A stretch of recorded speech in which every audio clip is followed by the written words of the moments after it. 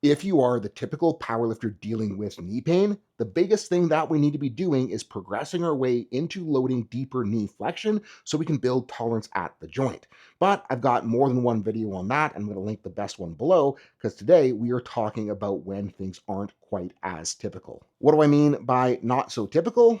Well, if that knee pain has stuck around for a long time and not gotten better with good rehab work working to load into deep knee flexion, if your knee pain isn't entirely localized to that patellar complex, or if it feels like no matter what you do, you can't access full knee extension or deep knee flexion, this is what we want to be thinking about. We need to be taking a look at tibial rotation and the little annoying muscle that is responsible for controlling it. Because most powerlifters' understanding of the knee joint is that it is a pure hinge joint, because that is the action we need to happen to produce force to drive us out of the bottom of a squat or deadlift. But what we need to recognize is that underneath that hingy action is the knee needs to have a little bit of spinny spin in order to hinge. If you're a nerd, you'd already know that spinny spin is scientifically referred to as the screw home mechanism, where in order for the knee to unlock from full extension, the tibia needs to internally rotate underneath the femur.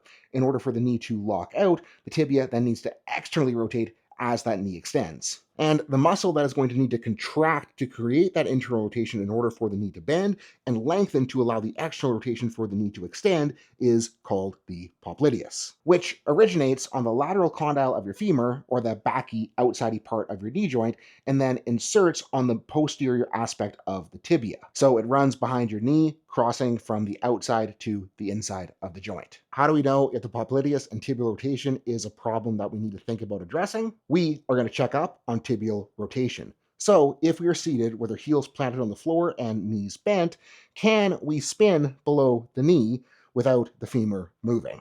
If you can, click on the video I linked below because you don't have to worry about this stuff. But if you can't, pay attention because we're going to talk about tibial rotation and popliteus training, which, if we really suck at tibial rotation, we can make a decent amount of progress by doing a tibial controlled articular rotation, or a CAR, which is basically what I did to assess our motion in the first place. So all we're going to be trying to do is plant the heel, pull the toe inwards, rotating at the knee, and then trying to drive the toe outwards, making sure that we're getting some sensation, some contraction behind the knee as we go. We want to pull towards as far as we can rotate, but we want to make sure that we're not forcing the range and getting it to feel sticky and shitty. For that one, because it is such a low-grade stimulus, we don't really need to worry about recovery demand, so we can jam on basically infinity reps anytime that you are sitting down to get something out of that tiny bit of stimulus it is giving us. But if we do really suck at tibial rotation, we're going to want to step up that level of stimulus so we can create better progress.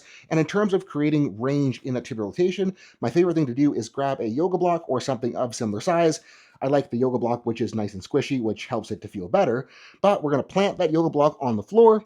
We're going to put our toe up on the yoga block, drive the heel down, and straighten the knee so we feel like we're getting a stretch behind the calf. Then all we're going to do is we're going to try to use the inside of the calf to pull the inside of the foot up. Then we're going to try to use the outside of the calf to push the inside of the foot down, and we're going to roll back and forth. And this is going to allow us to get some tibial rotation at that terminal knee extension. Because this is an active stretch without any real loading, we can still jam on this multiple times per day, but we don't want to be doing infinity reps with this guy.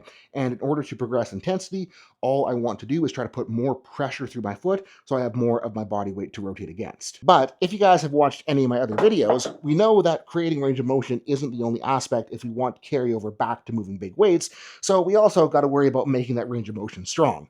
So what we're going to do is we're going to set up a band with the popliteus being an internal rotator of the tibia. We want that band pulling our foot outwards. We're going to loop the band around the front side of our foot.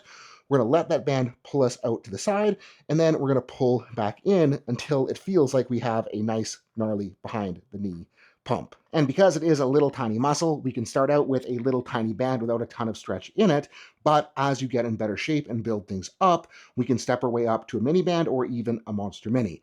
I usually recommend running this for 1 to 2 sets every single day. And if your knee pain has been stuck and nothing you've done has worked, Check up on your triple rotation, and if it does feel like it's lacking in motion or it's clunky and crunchy as you do it, jam out on this stuff. And if we couple that with the deep knee flexion work that I have talked about in other videos, your knees should be doing a hell of a lot better.